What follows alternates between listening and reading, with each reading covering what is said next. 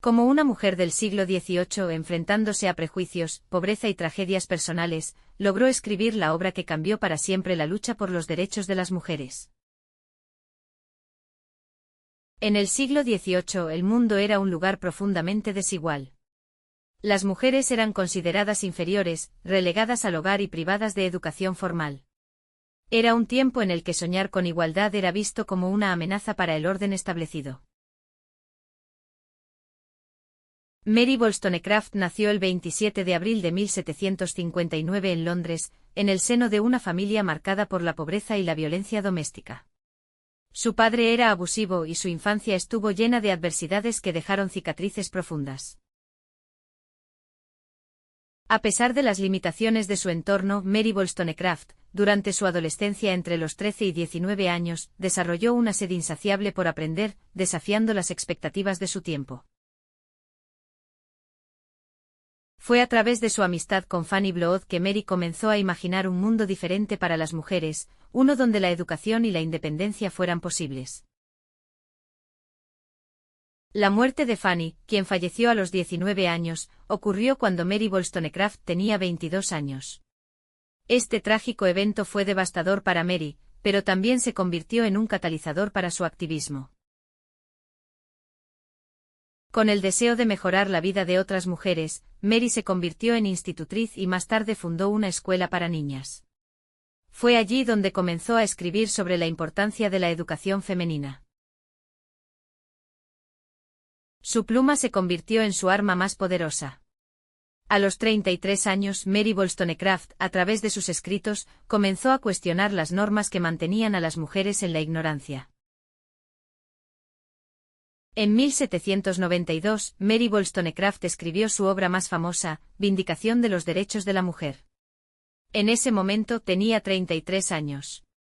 En esta obra argumentó que las mujeres no eran naturalmente inferiores a los hombres, sino que la falta de educación las había mantenido en desventaja. En 1792, Mary Wollstonecraft escribió su obra más famosa, Vindicación de los derechos de la mujer. En ese momento tenía 33 años. En esta obra argumentó que las mujeres no eran naturalmente inferiores a los hombres, sino que la falta de educación las había mantenido en desventaja. Mary Wollstonecraft conoció a Gilbert Imlay en 1793, durante su estancia en París, en pleno auge de la Revolución Francesa. Ella tenía 34 años y él, un escritor y empresario estadounidense, tenía aproximadamente 39 años. Ambos se sintieron atraídos por su afinidad intelectual y sus ideas progresistas sobre la sociedad y el cambio, formando una relación en medio del fervor revolucionario que caracterizaba la época. Mary Wollstonecraft tenía 35 años cuando dio a luz a Fanny Imlay el 14 de mayo de 1794. Su primera hija llevó el nombre de Fanny en honor a la amiga de Mary Wollstonecraft, que había muerto meses antes y se llamaba Fanny Blood. Gilbert Imlay, nacido en 1754, tenía 40 años en el momento del nacimiento de su hija. Mary Wollstonecraft y la relación con Gilbert Imlay, un escritor estadounidense, le trajo felicidad momentánea, pero también una profunda traición. A pesar de sus luchas emocionales, Mary encontró la fuerza para seguir adelante escribiendo y luchando por sus ideales. El primer encuentro oficial entre Mary Wollstonecraft y William Godwin ocurrió en 1791 en una cena organizada por Joseph Johnson, un editor influyente y amigo cercano de ambos. En aquella ocasión, Mary defendió apasionadamente sus ideas, pero Godwin no quedó impresionado, considerándola demasiado vehemente. Sin embargo, sus caminos volvieron a cruzarse más adelante, y con el tiempo comenzaron a admirar mutuamente sus obras y pensamientos. En 1796, después de que Mary regresara de Francia tras sus desilusiones con Gilbert Imlay, ella y Godwin retomaron el contacto.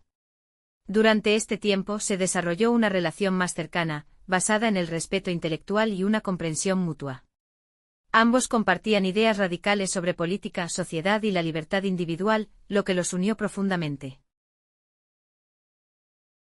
Aunque ambos tenían ideas poco convencionales sobre el matrimonio, Godwin había escrito en contra del matrimonio como institución, decidieron casarse en 1797 para legitimar el nacimiento de su futura hija, protegiendo social y legalmente a la familia. La boda fue sencilla y privada.